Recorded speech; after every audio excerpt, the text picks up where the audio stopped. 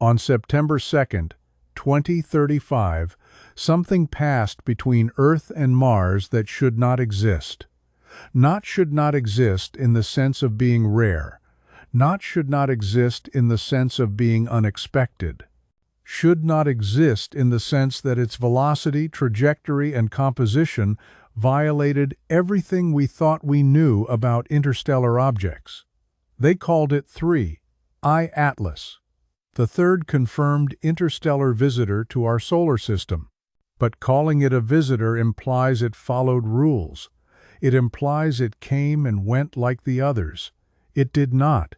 For 10 days during Mars' solar conjunction, when the Sun blocks all communication between Earth and the red planet, this object passed closer to Mars than any interstellar body ever recorded, closer than any comet, closer than Phobos, Mars' own moon.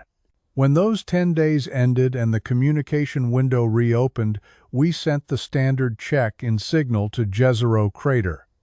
Perseverance did not respond, neither did Ingenuity, neither did the Chinese Tianwen 3 station, neither did the European Rosalind Franklin rover. For 47 minutes, Mars was silent. And when the silence finally broke, the first message we received was not a status report, it was a question. What did you see? Let me take you back 3 weeks before the silence. August 10, 2035. The Vera C. Rubin Observatory in Chile picks up an anomaly during a routine deep sky survey. Not unusual, space is full of anomalies, but this one is moving wrong. Too fast. The object is clocking 87 kilometers per second relative to the Sunday. For context, that is 3 times faster than the fastest comets we have ever tracked. It is not orbiting anything. It is not gravitationally bound to our solar system. It is passing through. Dr. Sarah Chen at the Minor Planet Center runs the numbers twice, then a third time. The trajectory does not just suggest an interstellar origin, it screams it.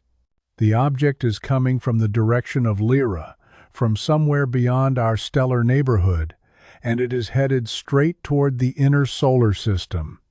They designate it 3I Atlas, Third Interstellar. Atlas Survey System. Here is where it gets strange. Every interstellar object we have detected before, Oumuamua in 2017, 2I Borisov in 2019, behaved predictably once we mapped their trajectories. They came. They curved around the Sunday. They left. 3I Atlas does not curve. Its trajectory is too straight, too precise, like it is aimed. On August 15th, Chen's team realizes where it is aimed. Mars. Not near Mars, not Mars orbit. A closest approach of less than 40,000 kilometers from the Martian surface. For perspective, the International Space Station orbits Earth at 400 kilometers. This thing is going to pass Mars at a distance 100 times that. In cosmic terms, that's not a flyby. That's a graze. And it's going to happen during solar conjunction. Solar conjunction occurs every 26 months when Mars and Earth are on opposite sides of the Sunday. The Sun's corona, a million-degree plasma storm extending millions of kilometers into space blocks, all radio communication between the planets. It's not dangerous, it's routine. NASA accounts for it. Every Mars mission is designed to operate autonomously during conjunction. The rovers hibernate. The satellites go into safe mode. Everything waits. For about 10 to 14 days, Mars goes dark. We've done this dozens of times. Curiosity has survived 7 conjunctions. Perseverance has weathered 3. The communication blackout is as predictable as seasons. But we've never had an interstellar object pass Mars during conjunction before. On August 20th, a closed-door meeting happens at NASA headquarters.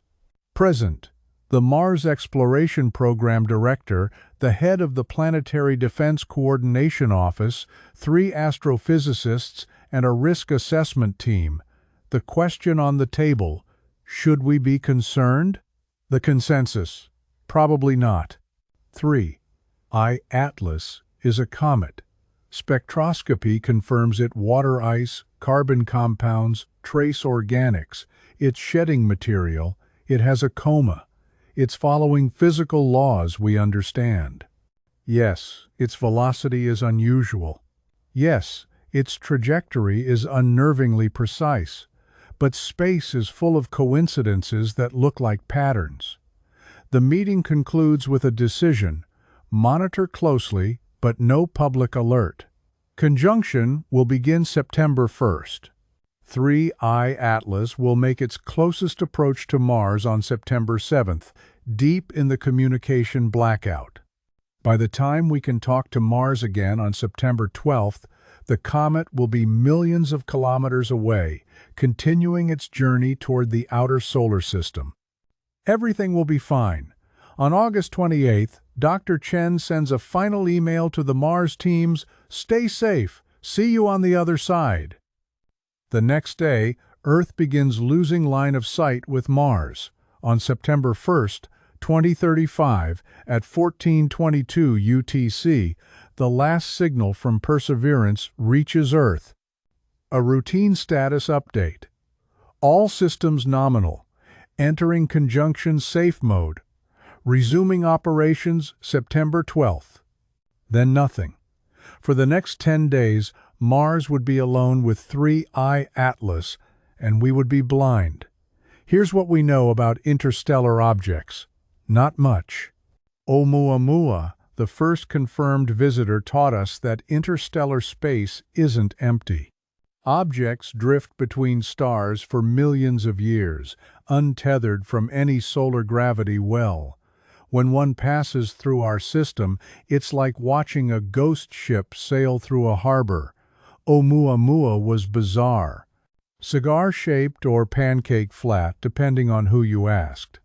It accelerated away from the sun in a way that couldn't be explained by outgassing alone. Some scientists proposed it was a hydrogen iceberg. Others suggested a solar sail, though no one said the quiet part out loud. What if it wasn't natural? The debate raged for months. Then Oumuamua left the solar system, and we were left with questions and no way to follow up. 2I Borisov was different, a normal comet, just from another star system, comforting almost. It proved that interstellar space has the same stuff as our neighborhood: ice, rock, organic compounds. Nothing threatening, nothing strange.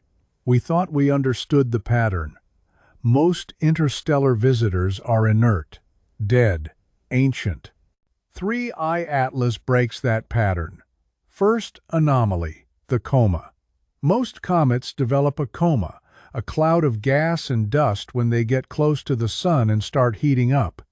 3I Atlas developed its coma at 6 AU, 6 times Earth's distance from the sunday. That's too far, too cold. Whatever's vaporizing off this thing, it's not just water ice responding to solar heat. Second anomaly: the composition. Spectroscopy reveals the expected water and carbon, but there's something else. An emission line at 525 nanometers that doesn't match any known compound. The spectrography team at ESO labels it Component X and moves on, assuming it's some exotic ice that'll get identified eventually. It doesn't get identified. Third anomaly: the trajectory correction. On August 25th, a week before conjunction, 3I Atlas makes a micro-adjustment. Not a gravitational curve. Gravity doesn't work in discrete jumps. A thrust. Small, but measurable. Less than 0.01% velocity change, but enough to refine its approach vector to Mars.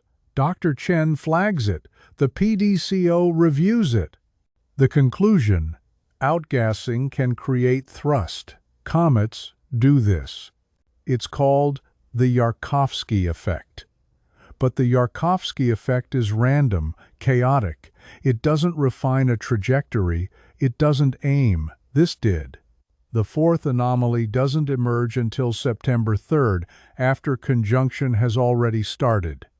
A radio telescope array in Argentina, not pointed at Mars, but at the general region of space behind it, picks up something strange, a modulated signal at 1.42 gigahertz.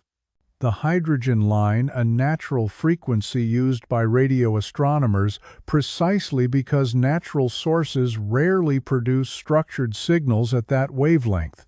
This signal has structure, not language, not a message, but repetition.